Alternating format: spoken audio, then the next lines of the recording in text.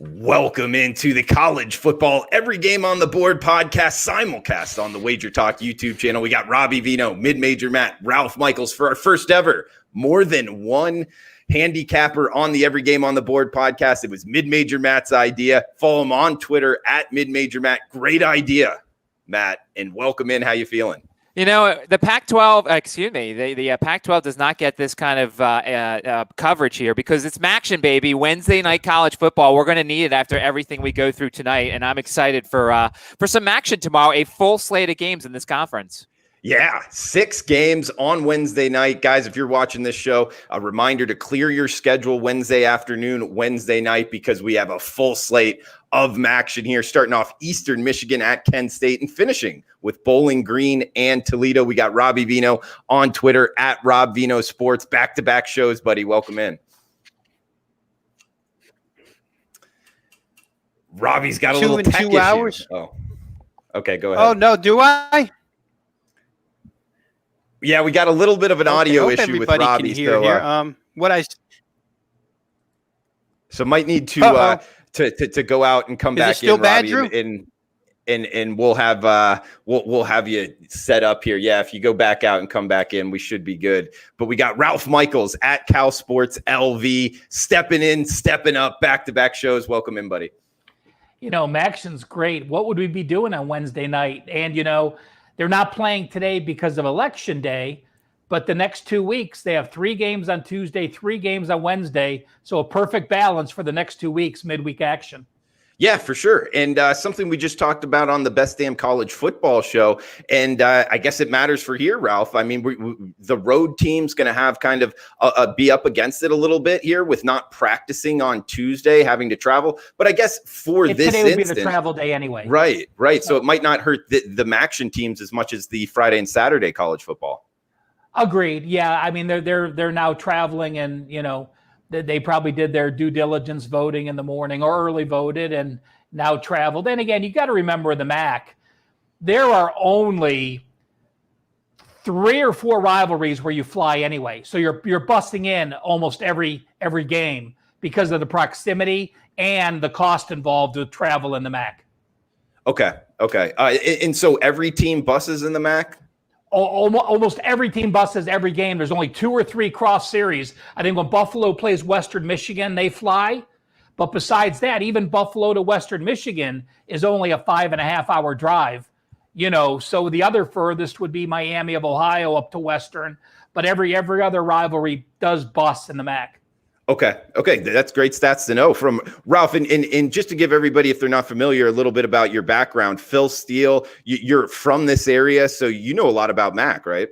Oh, I was born and raised in Cleveland, and the MAC headquarters are in Cleveland. So, yeah, there's a lot of coaches that, you know, MAC teams love the publicity. So when we were doing the Phil Steele magazines, we had coaches contacting us all the time, talking about their teams, and we had great insight and great depth on those teams. So, you know, that's really how the business built, because when those MAC coaches went elsewhere, you know, the following started to expand. So it's really neat being able to talk to a coach in a situation where he knows you're not going to post things that he can tell you. It's a big advantage when you get that kind of attention and they give you the details. Yeah, that's really cool. Good stuff. Follow him on Twitter at CalSportsLV for MACtion information. Also great trends and angles. Robbie, let's give this another shot on Twitter at Rob Veno Sports. Robbie, you got us? Yeah, can you hear me? I hear you guys loud and clear. Yeah, you're good this time. All right, good deal, guys. Yeah, you know, November MACtion. Well, I mean, what could be any better? 6 games on a Wednesday. If they'd give us 10, we would take 10. So we'll see if we can't weed these things out, guys, in a conference that Ralph and I previously with you, Drew, pointed out that is really, really clustered from 2 through 9. Power ratings wise, I don't separate them by any more than 3.5 points. 8 teams on a neutral field. So we'll get some crazy results as we always do from this league. Hopefully some entertaining ball games, and tomorrow night, no better time to start.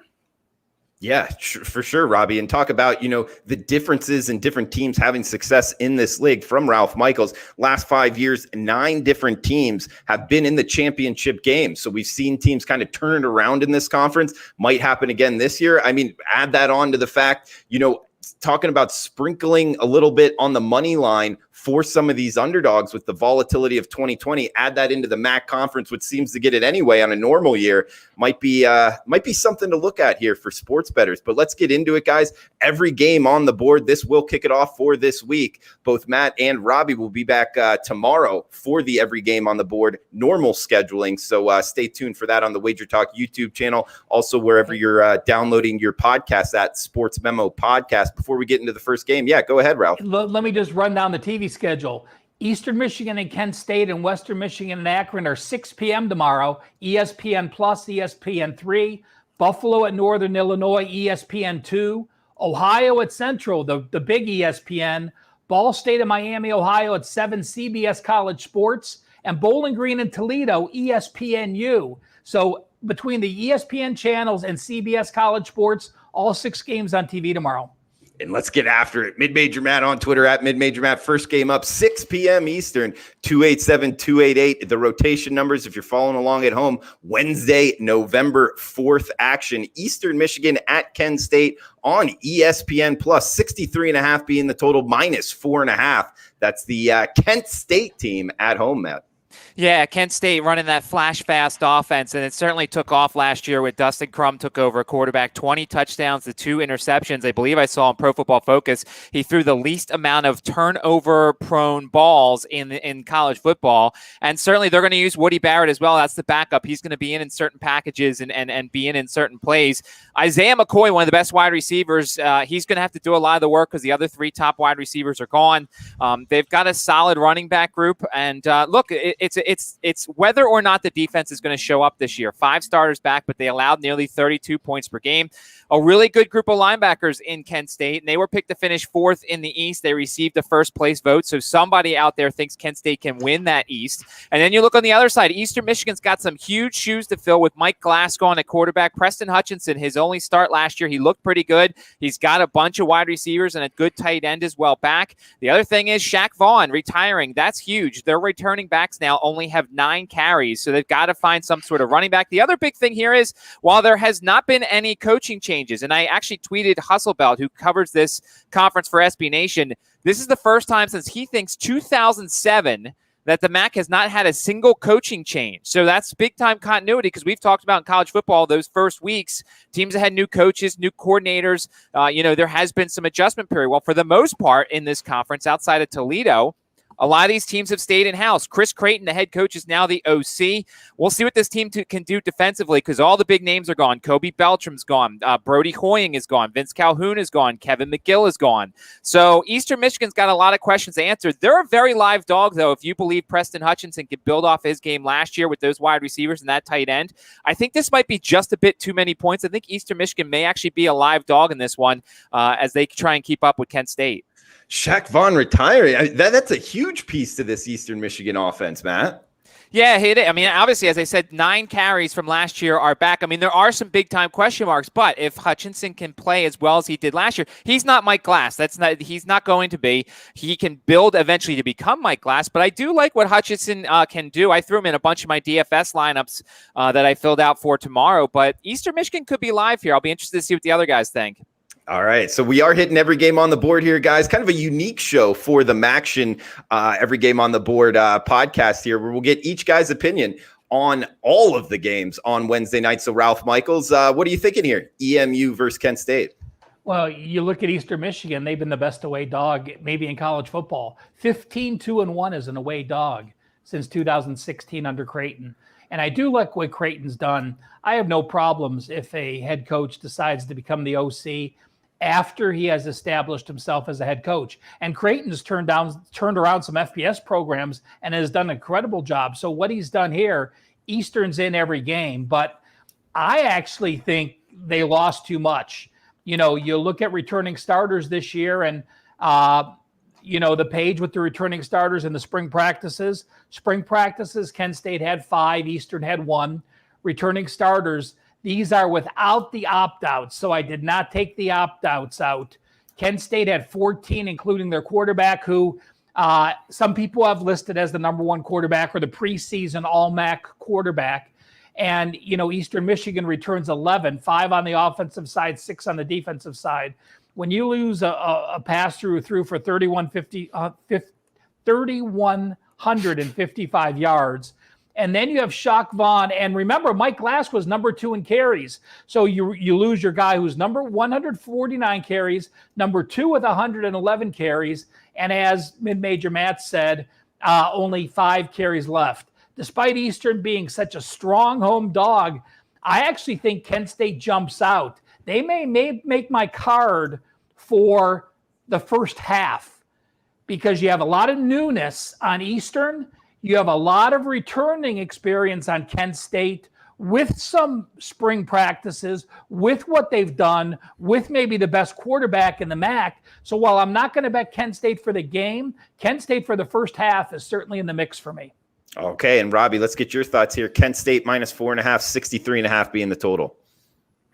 Well, the power ratings, Drew, showed Kent State 4.5. So the line movement, toward EMU off of the opener makes a little bit of sense if guys are just using their numbers. However, everything Matt and Ralph just described here as far as personnel losses for Eastern Michigan has to come into play at some point.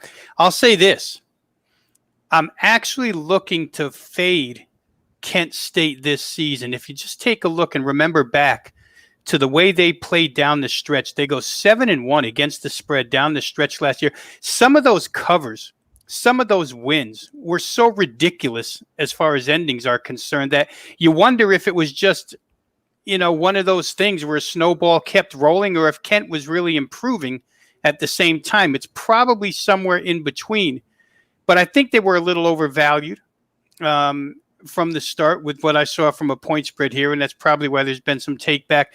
But I won't play against them here just because of the opponent. I wish it were any number of different MAC opponents where I think I could take advantage of Kent. And I could be wrong. Sean Lewis may have this team on the rise for all I know, but the defense was lousy. The comebacks and the covers were miraculous to say the least in a lot of situations. They did destroy Utah State pretty much in the bowl game, but Utah State was a team with Jordan Love that was, mailing that game in.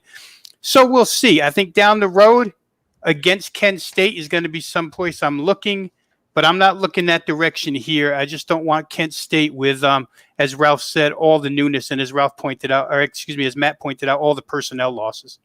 And Robbie, just kind of last question here on this game. You bring up Sean Lewis. I believe he's Dino Baber's disciple. I could be wrong on that. Either way, he's running up-tempo offense. And going through my notes from last year's MACtion, look to bet Kent State over the total. I see mid-major Matt nodding his head as well.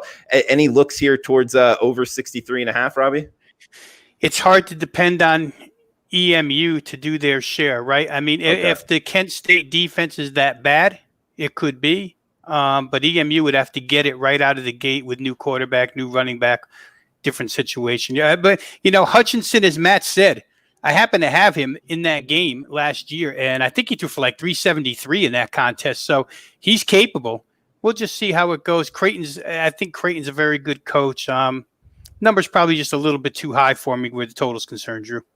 Okay, and anything real quick, mid-major Matt?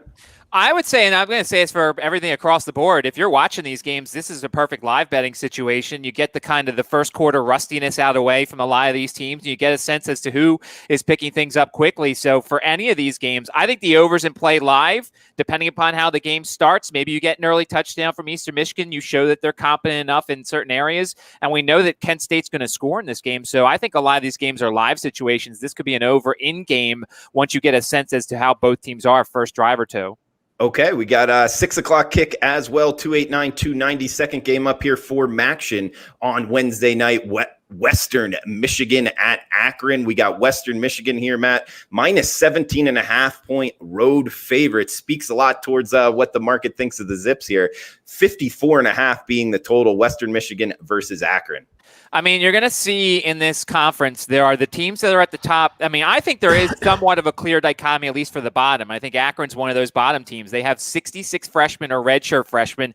4 of them could start on their offensive line. Cato Nelson, we figure, is going to be the starting quarterback, although they haven't officially declared it yet. And, they bring the Cole Guest, the Indiana transfer, over at running back.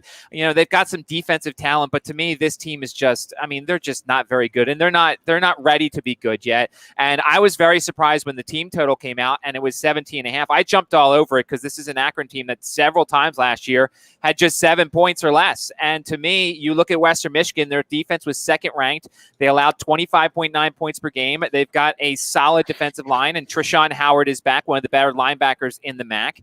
When you look at Western Michigan's offense, Caleb Ellaby under center, they've lost some guys. Levante Bellamy's a big loss for that team. But if they move Dwayne Eskridge back, which is what they were talking about, Dwayne Eskridge, who came over from Syracuse, played a lot of cornerback, was a wide receiver originally. He looks like he's going to move back to wide receiver. And if you pair him off with Sky Moore, I think this offense is going to be pretty good. Plus, they've got potentially 5 redshirt seniors on their offensive line. I think Western Michigan is a good team. I think Akron's not a good team. So I was very surprised to see 17.5. I took the under on the team total for Akron.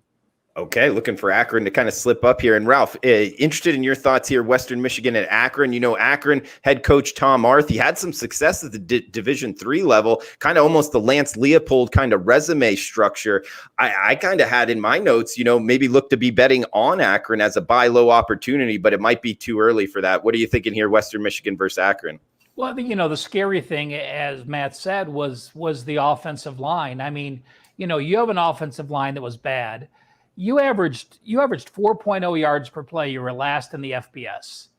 You averaged 1 point per possession, and you were minus 190 yards in conference play, and you've lost 17 games in a row.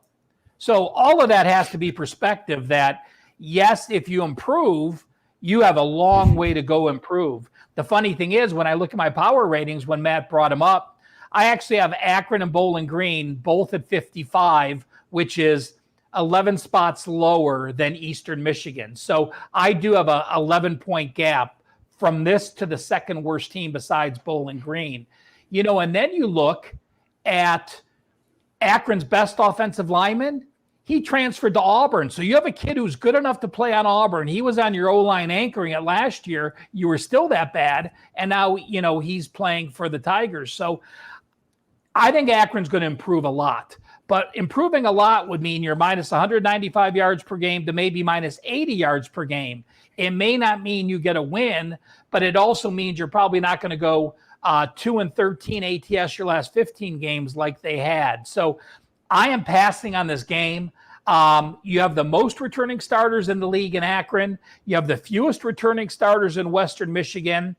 But you do have an 8-0 Western Michigan spring practice to 0 spring practices for Akron in the game. Okay, good stats there, Ralph. And Robbie, anything in conclusion on the second game here, WMU versus Akron? Well, let's point out exactly how bad Akron was last year, guys. My closing power ratings for last year made Akron a 1.5 underdog on a neutral field to UMass.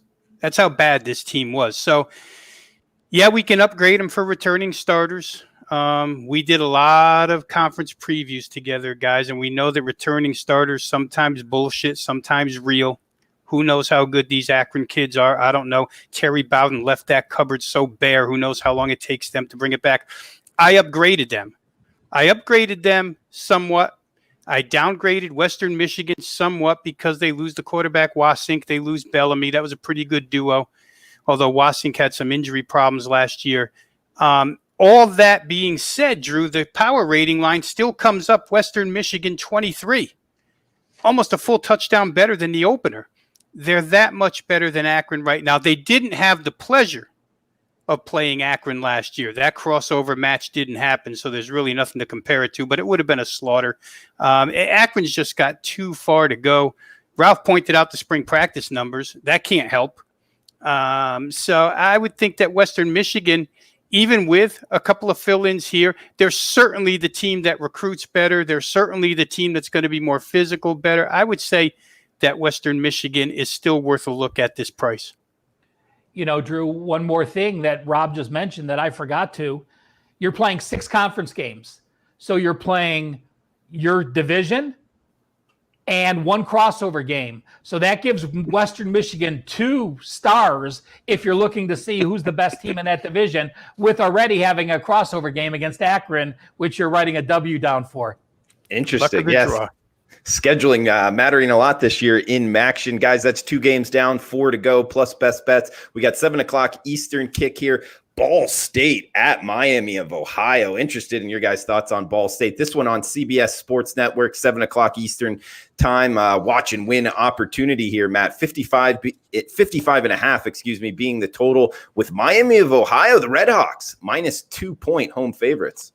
This game features my MAC champion. That's right. I am going using Ralph's odds. I'm taking Ball State at 9-1 to win the MAC this year. I know everybody's going to take Buffalo, and they are certainly very good, but I really like Ball State this year. They've got their own set of triplets and an offense that should be able to match up with anybody in this conference. When you look at Drew Plitt last year, just under 3,000 passing yards and 24 touchdowns. Caleb Huntley at running back. He's got the 12 touchdowns there. They've got Justin Hall and Johannes Taylor at wide receiver. There's a lot of depth and talent there. So I think that Ball State's offense, look, if they can figure out the defensive side of the ball, because they return most of their starters from defense, but of course, when it was bad last year, returning, you would hope they would get better. Plus, I actually think they've got the best cornerback duo in the league there, and in a league that sees a lot of teams pass the ball, I think you want to be strong at cornerback. So there's a lot of reasons why to like Ball State. On the other side, you've got Miami, and it's Brett Gabbard, who got a lot of work under his belt last year, his top wide receiver and his top tight end return. There's some other guys that are solid weapons. The question will be at running back. They're not going to have Jalen Bester and Tyree Shelton for this game, and both of those guys were pretty solid last year, dealing with some injuries and some situations there. They've got a really good offensive line in the MAC, and they've got talent back at every level of the defense. There's a lot to like about Miami, but last year they got so lucky, and they got so many close victories. They are 5-0, I believe, in games within a possession. That's luck that I don't know if it could continue. And if you actually look last year, Ball State had 3 games where the 3 conference games, they lost by a total of 8 points. So to me, I'm going to take a team that's very experienced off a weird offseason like this with a guy I like as a head coach, and I think Ball State's your MAC champion. And I like Ball State in this game, even though they're not the home team. Remember, there's no fans at these games in the MAC, so the home field advantage is nice because you're home, but there are no fans there to even things up. I think Ball State wins this game, and I think they win the MAC.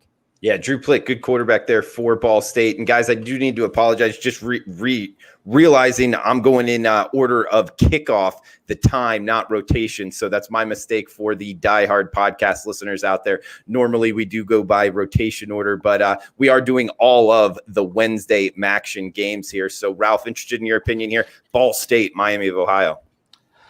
There's not much I have on this game except exactly what Matt said. There's no more overrated team in the MAC than Miami of Ohio. They went 7-2, MAC champions, and they were minus 14.7 yards per game in conference play. That's all you got to say. Matt talked about those close wins. Well, if you're minus 14 yards per game, that's clearly you are a 4-5 team. So for them to be 7-2, that just shows how overvalued they were. Ball State, 4-4 team plus 31 yards per game. When I have that 45 yards per game difference with a better offense and with a better defense, I am on the Cardinals. Okay, like in Ball State as well. Robbie Veno at Rob Veno Sports on Twitter. What are you thinking here? Yeah, I think just in reference to the close win situations for Miami of Ohio, I attribute those to their head coach, Chuck Martin. Since he's come over from Notre Dame, Chuck Martin's done wonders with this program. He got it in shambles. He's brought them to the point where they're considered to be one of the 3-4 best teams in the conference this year. Played well last year. In certain situations, he's able to get more. In many situations, he's able to get more out of these guys than what they really are talent-wise. I mean, last year, to start the year, I think this team was as banged up as anybody, and they were still competitive, constantly competitive. So I think the head coach deserves a lot of credit here. That being said, I'm in full agreement with Matt because I love Ball State this year. If they, and again, I just went through a little spiel where I said some group of returning starters is BS and some are real. Ball State to me lies somewhere in the middle, and that's all they have to do to be a thorn in somebody's side and maybe knock Buffalo off if something weird happens for this particular conference. Last year in this game, Miami wasn't just 14 total yards worth. They were 303 total yards worth in this contest. Ball State beats them 578 to 275 in this game. And the game goes 41-27 Ball State. Flip it around, going to play at Miami this year. I look at this total, guys, of 55, and I think to myself, unless we're going to get this miserable late November weather, we're here in early November, that we get sometimes in MACtion games, there's no way I cannot look over in this contest. Ball State's going to score with Plitt at quarterback and with their balanced offense. And Miami with Gabbert, I think, has capability to score against this, still rebuilding Ball State defense. So to me, Drew, I think over's the way to go here. If you just use last year's result, can Miami close a gap of 303 total yards in 1 year? Can they close that gap? I'm not sure. But 303 total yards, again, to their head coach, 303 yards would indicate a beatdown. And they only lost by 14, 41-27. So they may be in the game, but I think it's going to be a high-scoring game. I will tell you this, Rob, because I talked to my son last night and I looked and people saw that Cleveland weather against the Raiders. It is 60s this week and gorgeous. So Mac country there's no weather at all. We are talking beautiful Midwest weather. It is September weather, not November weather. And one more point I just want to clarify when Rob said some starters are BS. Well, if you're the worst team, like Rob said, in football, and you have 17 returning starters that couldn't start for any other team, it might be better to not have 17 returning starters. So, we talk about that where people automatically assume returning starters mean you have an upgrade. It's not always the case when you're talking the bottom rung teams. Yeah, and I would add on to that, Ralph, same thing when they lose a lot of starters if they weren't very good. Sometimes that isn't the worst thing either. You agree with that? Oh, yeah. I mean, let me see. Akron, the problem is this. We talked about Miami of Ohio. Miami of Ohio with Chuck Martin has been the number 2 recruiting team the last 2 years behind Toledo. Toledo always dominates the MAC recruiting. Akron, to put it in perspective, there's 130 FBS teams. Akron was 115 last year. This year, they're 125. So, you are talking bottom 5 in FBS as far as recruiting. So it's tough getting those kids in, to fill the gaps. Okay, halfway through the Every Game on the Board podcast here for the Wednesday MACtion, the special show we're doing, Mid-Major Matt's idea. We got also, guys, want to give a shout out to the coupon code for today, Election Day, 50% off WagerTalk and SportsMemo.com. It will work at both sites. Vote 2020. That's VOTE 2020. Vote 2020 will give you 50% off packages at WagerTalk and SportsMemo.com. Next game up, we got 293-294, 7 o'clock Eastern, Buffalo at Northern Illinois on ESPN2, Matt, minus 13.5. That's Buffalo laying on the road, 52 being the total. This would have been, 2-3 years ago, this would have been an incredible matchup because this is Northern Illinois, who was the flagship of this conference along with Toledo, and Buffalo, who is the flagship of the conference right now. But Northern Illinois has just fallen on hard times. When you look at this team, they're going to have about 62 freshmen, redshirt freshmen, and transfers on this roster. So when you have a weird offseason like you do, and you've got a questionable head coach, I'm not the biggest Hammock guy. Last year, there was a lot of grumbling about his offense, his in-game decision-making, and things like that. Obviously, he'll get another year here to figure it out. But with the way this weird offseason has been, do you want a guy like that necessarily being your head coach? They do have Ross Bowers under center, although he was kind of a roller coaster. He would make some great passes, throw some good touchdowns. He'd have some terrible interceptions. Problem is the running back group is kind of messed up. Trey Harbison goes to Charlotte. They've got a nice JUCO running back replacing him. 3 of their top 4 wide receivers are back, so that's at least good. But they've got a very young offensive line. The defense lost some guys to Iowa. We've seen Jack Heflin and another defensive lineman transfer to Iowa. And the secondary was ravaged by either defections and graduation. So this is a Northern Illinois team that you should be able to fade early on. You look at Buffalo, they're widely picked by the media in the MAC to win the championship. And of course, for good reason. You start with that backfield. Jared Patterson last year, 5th in rushing yards, 8th in rushing touchdowns. Kevin Marks was the backup. He ran for over 1,000 yards. And whether it's Matt Myers or Kyle Van Treese, he's got some decent weapons when they do throw the ball. I do like Antonio Nunn, although he doesn't get enough. Zach Lefevre's a decent tight end. Funny story, obviously, Kyle Van Treese last year was the punter at times because the punter got hurt. So you have a quarterback punter, which always helps out.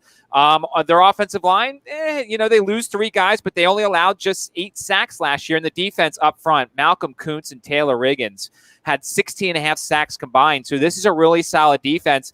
Once again, I was surprised when I saw the team total here. Northern Illinois' team total was 20.5, and with so many young guys and with such a tough game up front, I took the under there. I don't know how Northern Illinois gets to that 21 to beat us here. I think they could score 20, but luckily that hook would save us here. I think Buffalo can name their score in this one. Interesting. And Ralph, they're catching 2 touchdowns talking about Northern Illinois. What are you thinking?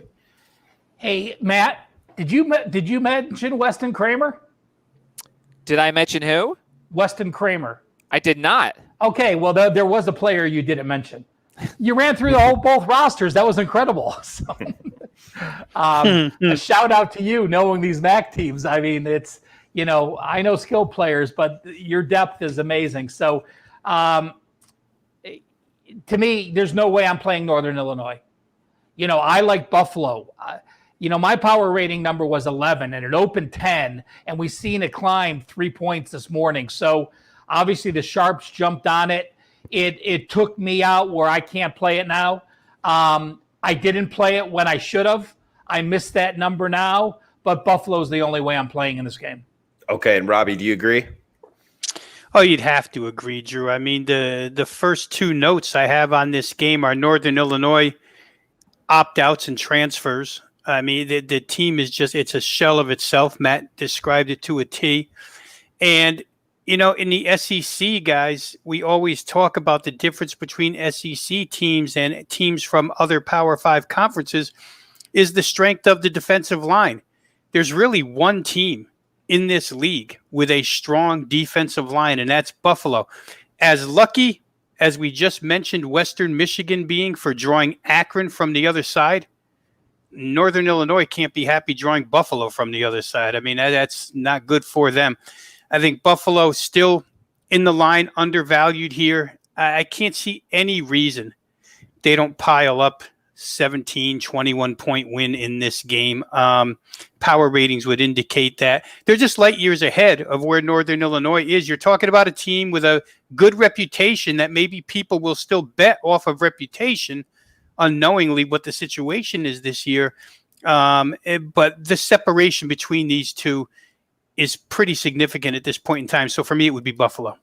Okay, good stuff, Robbie. Guys, we got 2 games left.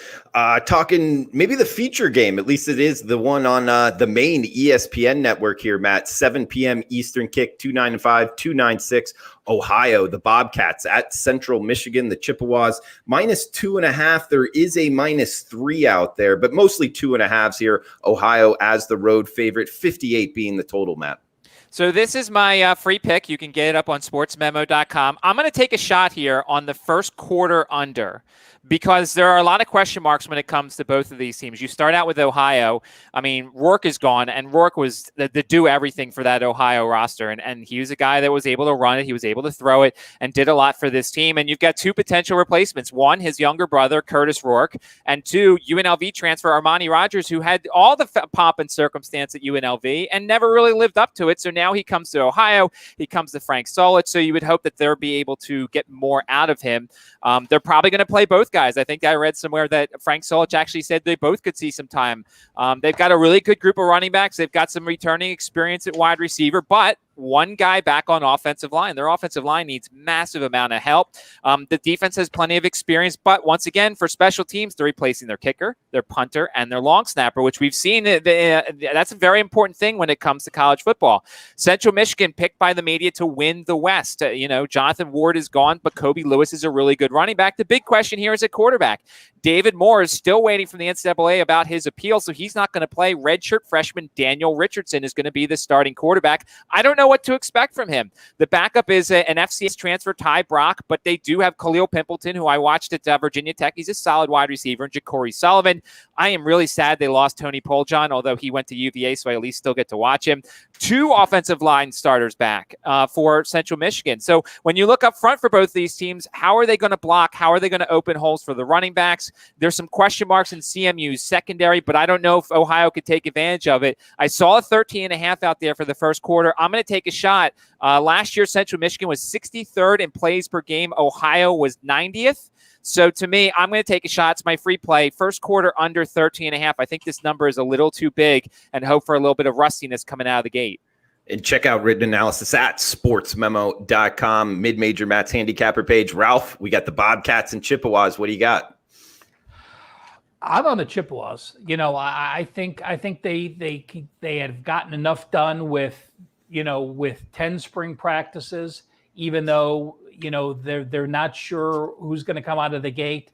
Ohio, just I'm going to throw this note out there for those that have watched Joey Burrow at LSU and we've seen his parents, every week. Joey Burrow was the DC here for 17 years with Frank Solich. So, Burrow, I always think of that when you have these quarterbacks that have so much success and your father is a big time coach, it helps those kids so much. So Burrow and Solich were together forever. Obviously, he left a couple of years ago when he retired to watch his son. So this is the second year of that system in there.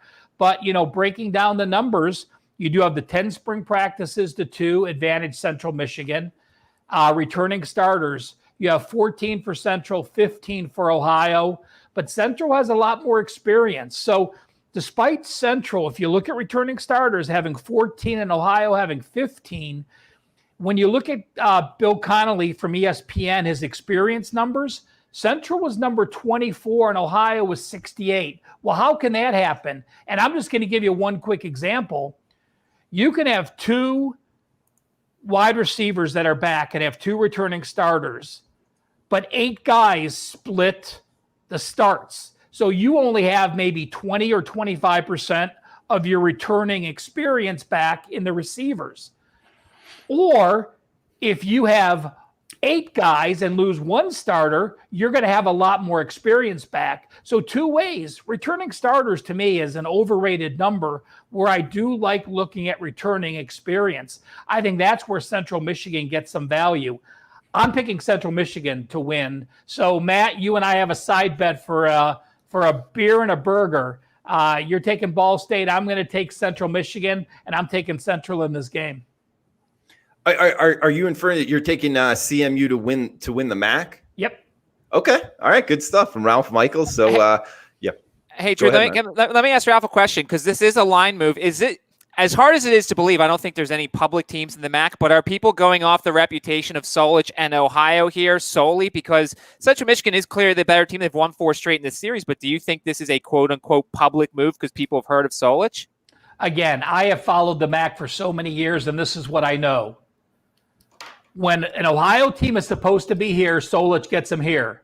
When Ohio team is supposed to be here, Solich gets them here. So when he has a great team, he underachieves to me. When he has a crappy team, he overachieves to me. And he always gets to that 8-4 mark, no matter who he has. So to me, there's times he's an incredible coach, and there's times he's an overrated coach. So again, that's just an observation I have, and I don't really have the numbers in front of me, but I always say look up the numbers and don't just say what's in your mind. So, but I'm doing exactly what I say not to say. And in my mind, Solich gets everyone to that level, but never to the next level and never to the bottom level. Robbie, what do you got in conclusion here? Chippewas and Bobcats. Well, I like Central Michigan in the game, guys. And I'll talk about the other head coach because Jim McElwain did a fantastic job with Central Michigan. 2018, they're a doormat. 2019, they're winning a division in this league. So for and he me, did the same thing at Colorado State.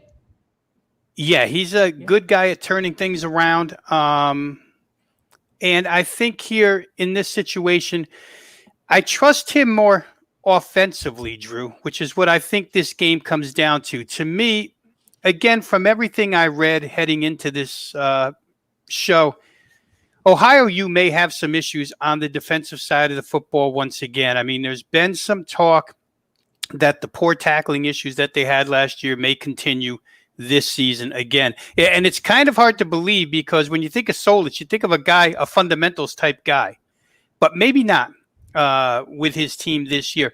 So I like Central Michigan's head coach from the offensive standpoint. Matt talked about Pimpleton being a pretty good receiver. In this league, I'd upgrade him to an elite receiver in this league. He played phenomenal last year. I think he's got advantages over Ohio U secondary in this game. To me, the quick strike ability in this contest lies with Central Michigan. It doesn't lie with Ohio. Who was at Ohio longer, guys? I'll ask this question. Was it Nathan Rourke or was it A.J. Ouellette, who I think left last year? But A.J. Ouellette, the running back, number 45, was there for about 6 years as well. If you don't have Rourke running this offense, I think that's a major downgrade, guys. Matt talked about it. For anybody who watches this league, he was everything to that offense, whether it be with his legs or with his arm, off play action, which is what Solich likes to run. I don't want to trust Armani Rogers in play action if he's a quarterback here. I don't want to trust him with pitches the way I could trust Rourke for the last 4 or 5 years. So to me, there's a pretty significant downgrade offensively until they get it right. They may prove me wrong right out of the chute, but I don't think so. I think Jim McElwain's downfield attack is better than Frank Solich's horizontal side-to-side attack with a new quarterback. I don't know why the line move is. At first, I thought the line move was because of the CMU Moore quarterback issue. But then I thought to myself, well, why would you do that when, to me, the issue of not having Rourke is even bigger? So I'll take CMU here. I think the line move is wrong. Yeah, Robbie, that you brought up some great points. And mid-major Matt, I want to get your opinion here because like Robbie was talking about, Armani Rogers coming in, he's kind of a dumpster fire at UNLV. And with 2020 being the offseason, not sure how much he's going to help this offense. Have you heard any, who's going to be getting the majority of the snaps for the Bobcats? I don't think they've actually said yet. I mean, and I actually think that Solich said they're both going to play. So, what the old adage is, when you have two quarterbacks, you have no quarterbacks. So to me, unless someone grabs hold of this job, you're going to see both of them. And we'll see what they do. And that's just another headache to worry about on game day. And talking about the line movement as well. I mean, usually, in Ralph, you might know more about this in MACtion, but when you get early week line moves here, that's usually, not public action. That's people that are trying to really get an advantage here on the line moves, a little bit more professional moves. Maybe it's different in the MAC, but I would look for public action, day of the game on the ESPN game, wouldn't you? Oh, there's no question. I think we're going to see a ton of action tomorrow with nothing going on today. People are going to be hungry. And you know what? I've talked to a lot of people that are sharp in this industry. This season's like no other. I mean, you used to be able to prepare. You go through your guides and you break down the players and you know exactly who's coming back and you go through all the August reading that you can. So, there are no sharps that absolutely can pound a number.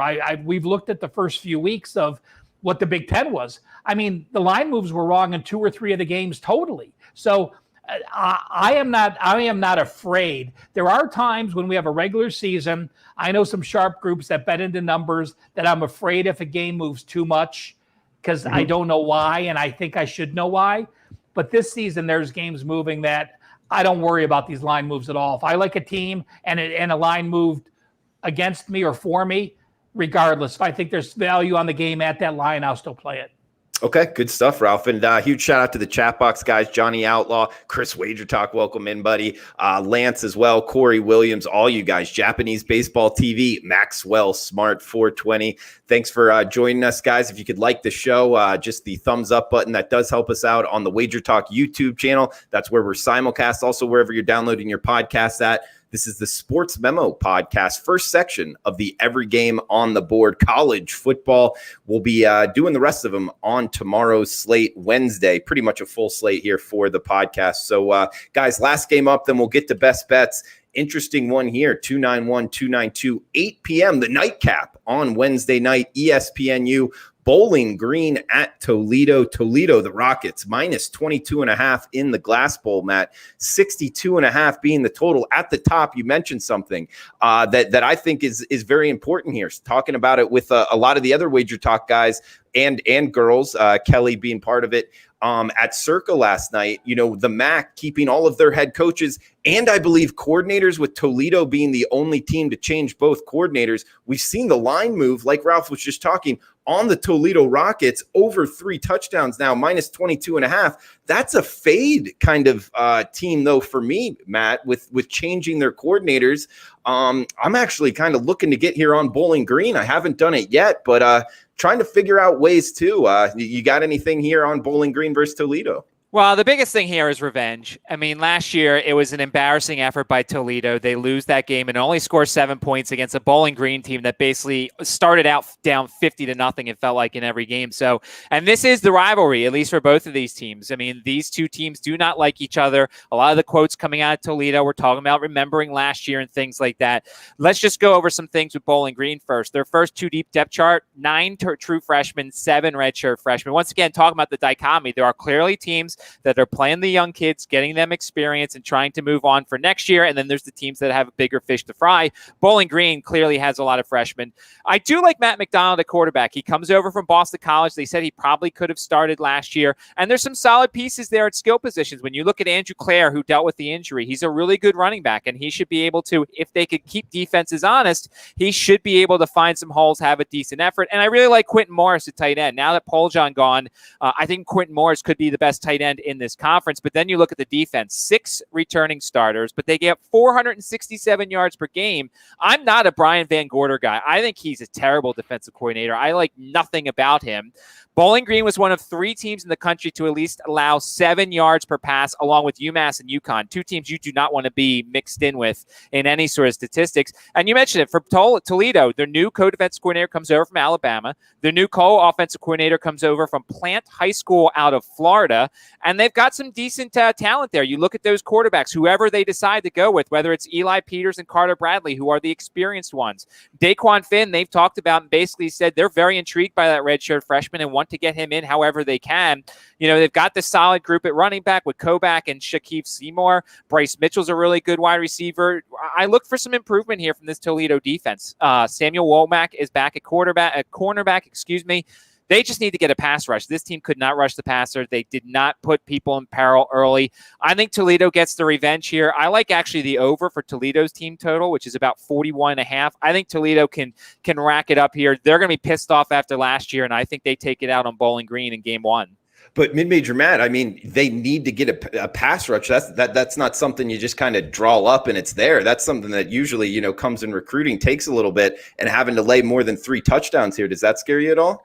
I mean, I'm not going to be on the side here. The only thing is, I just think that this is such a big rivalry game, and last year went so poorly that I think if they get the chance, they'll pour it on. And maybe in that case, Drew, somebody who really wants to bet Toledo, maybe Bowling Green gets an early touchdown and you live bet Toledo when it's around 14 or 15. You get a better manageable number here. I just don't see how Bowling Green matches up, and Toledo's going to be pissed off for this one. So I won't jump on Bowling Green for the game, but if they score early, you better believe I'm on Toledo. Okay, and Ralph, ESPNU, the nightcap here, Bowling Green, Toledo. What are you thinking? Well, in terms of experience coming back, Toledo number 39, Bowling Green 116. Now, I will say this, because they lack the experience, is that why they're playing the true fresh, that mid-major Matt in the 2 deep? No, not really. Bowling Green last year was number 129 out of 130 teams in recruiting. Scotty Leffler's second season, they are now number 2 in the MAC, number 85. They actually brought in the second best talent besides Toledo. So he did an excellent job recruiting. Remember, he was a Michigan quarterback. He has all those connections in the Midwest there with the Michigan kids. He was an assistant for them before, he came from Boston College last, but his roots really were in Michigan growing up. So I think he's doing it the right way. He talked about this. If you read the Toledo Blade, he said, I am not going to bring in problem people. I am not going to go the JUCO route. I am going to work hard at recruiting, and I'm going to play those kids, and I'm going to build my program the right way. Well, if you want to build your program the right way, make sure that you're going to get kicked in the teeth the first year or maybe 2 years. They're going to get kicked in the teeth season this year. I am not going to play it, but the only way I would play this with Toledo, and again, outside, people don't realize, Toledo, Bowling Green, you're 17 miles apart down I-75. The rivalry in that area is like Ohio State, Michigan. I mean, it is as fierce as any. So the rivalry is a legitimate thing. Interesting rivalry in the MAC. Also good stats there on Scotty Leffler. Knowing the high school football coaches, if that's where you're coming from, look for maybe Bowling Green to make some steps here, maybe even as early as this year. Robbie, what are you thinking with Toledo and Bowling Green? Well, kicked in the teeth doesn't even describe their last 4 losses of the season last year. They lose by 39, 41, 42, and 42. Average that out, I don't know, 41. But in between, they had a win over Akron. Those 4 games were sheer disasters. Toledo was very heavily picked last year toward the top of this conference, but those quarterback issues, injuries every week with Mitchell Guadani and then Eli Carter and all these injuries back and forth, different quarterback every week. It's funny that when Matt pointed out the revenge instantly, because I had that game last year and I had to go back and remember. I remember the quarterback for Bowling Green looking like, some kind of NFL quarterback in that game. The kid's name was Grant Loy. And he ran it and he threw it, and Toledo couldn't do anything right. That's probably not going to happen here, guys. I think Toledo probably does everything right in this game, especially from an offensive standpoint. Both Matt and Ralph talked about the beating that they might take by playing young kids against Toledo, a more veteran team looking to get back to the top, ascend back to the top of this conference where they usually are. 22.5 doesn't seem like a lot of points. 62.5 total. My line of thinking was Toledo's probably going to find their way to 45, 48.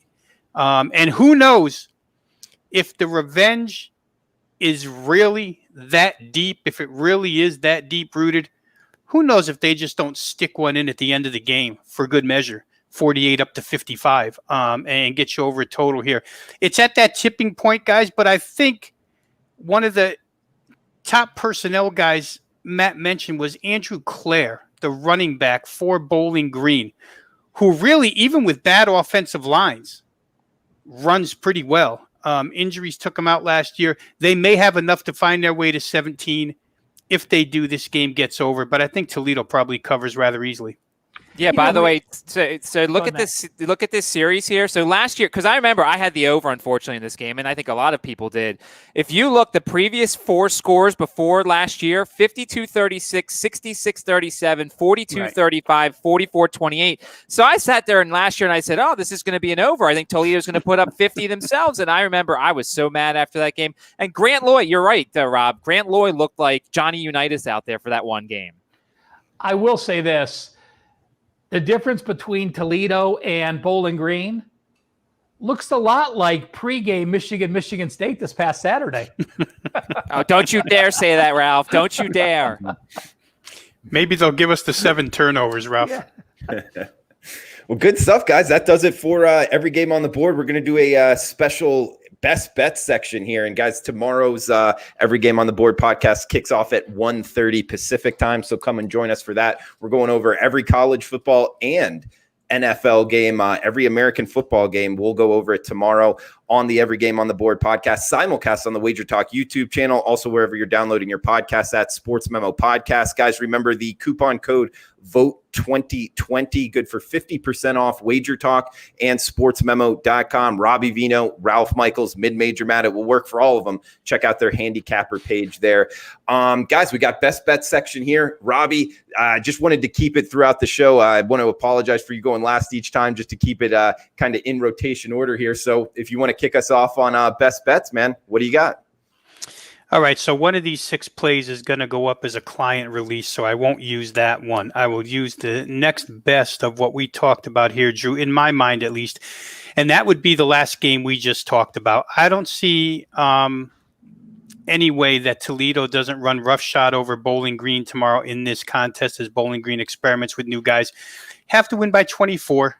to get your ticket cashed. So to me, even if it ends up 41-17, that's a legitimate final score in this game that cashes a ticket. So give me Toledo minus the 22.5. As I mentioned earlier, I wouldn't put it past them to just jam one home at the end of the game for good measure to recoup for what happened last year. So I'll take Toledo minus the huge number.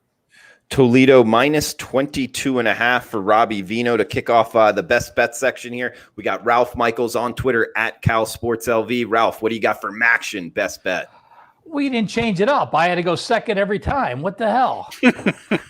Sorry, I'm going Central Michigan. And I am going to put a bet down tonight on them as well to win the division. So I might as well get it all riding right now.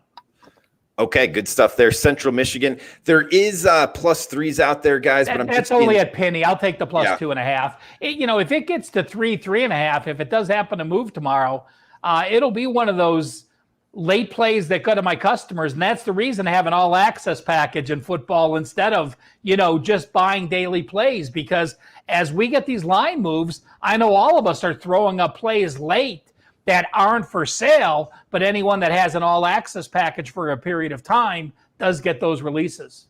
Okay, good stuff. And yeah, guys, also a reminder, not only the Vote 2020 coupon code, we got the November thank you special. You get college football and NFL, all the plays from any handicapper for just $199, normally $349. So huge savings there as well. Looking for it at all of the handicappers pages on Sports Memo and WagerTalk.com. Mid-Major Matt at Mid-Major Matt on Twitter. What do you got for best bets, bud? By the way, don't forget, I am the $2 handicapper on sportsmemo.com. It's a college football team total. It's for Saturday. It's not for tomorrow. It's no MACtion, so you can get that for $2 over at sportsmemo.com. And I will say, well, it's twofold. Well, first off, Ball State to win the MAC. I think that's great value at 9-1. And then I'm going to take the under 20.5 points for Northern Illinois. I don't see how they get to 21. I think that they're going to struggle to score. A lot of youth, a lot of inexperience, and the wrong team to play in this first game against Buffalo. So under 20.5 points for Northern Illinois, tomorrow. Okay, so just to make sure, it's under 20.5 for Northern Illinois team total, correct? Correct. Yes. Okay, and I'll finish it off here with correlation. Hey, Drew, can I jump in for 1 second? Yeah. Matt made this point on presidential address, and it's a great point. If we have new bettors here, we talked about how the Buffalo line was 10 today, and it went up to 13.5. But he pointed out that the team totals did not move. So if there's a situation you like, and the team total for Buffalo is only 10 points higher than that team total for Northern Illinois, there's times where you could find value betting the first half or betting a team total, where if a game line moves, don't think, oh, that's taking me out. Look for other options to get the same value that you wanted with that initial bet. Good point there, Ralph. Also, guys, I'll finish it off here with the last best bet. Ball State +2 for me. There's 2.5 out there, but it's mostly 2. So that's what I'm going to be taking here. Fading Miami of Ohio. So I like Ball State. The quarterback and running back there might be the best in the MAC. So Ball State +2.5 for me, guys. We got Mid-Major Matt under 20.5 for Northern Illinois team total. We got Ralph on Central Michigan +2.5, and we got Toledo -22.5 for Robbie Veno. Rob, you want to throw out anything in conclusion? No, fun to do this show, guys. I mean, obviously, anytime we get to talk football as a group, it's good to bounce stuff off of each other. Glad to do this show. Good idea, Matt. Impromptu. We'll take this one. And Ralph Michaels on Twitter at CalSportsLV. Anything in conclusion, buddy? I agree. I'm going to double up kudos with Matt. And, for those that haven't watched the presidential address, Mid-Major Matt and Prez and I break down the NFL. That's on Wednesdays at 1:00 Pacific. So tune into that. Sure. Another big shout out towards the chat box. Chris Hunter, Johnny Outlaw, all you guys. Lance, thanks for chiming in. Please smash the like button on your way out, guys. Plus, if you're watching on replay, feel free to leave a comment below. We're looking to do this again in the future. Let us know if we should. Mid-Major Matt, it was your idea. Hats off to you, man. Anything in conclusion before we shut this down? I'm just really excited for MACtion. My Wednesday nights were terrible. TV stinks on Wednesday, so I'm excited for Tuesdays and Wednesdays with the MAC. Good stuff, man. Guys, thanks for tuning in. Best of luck with your bets.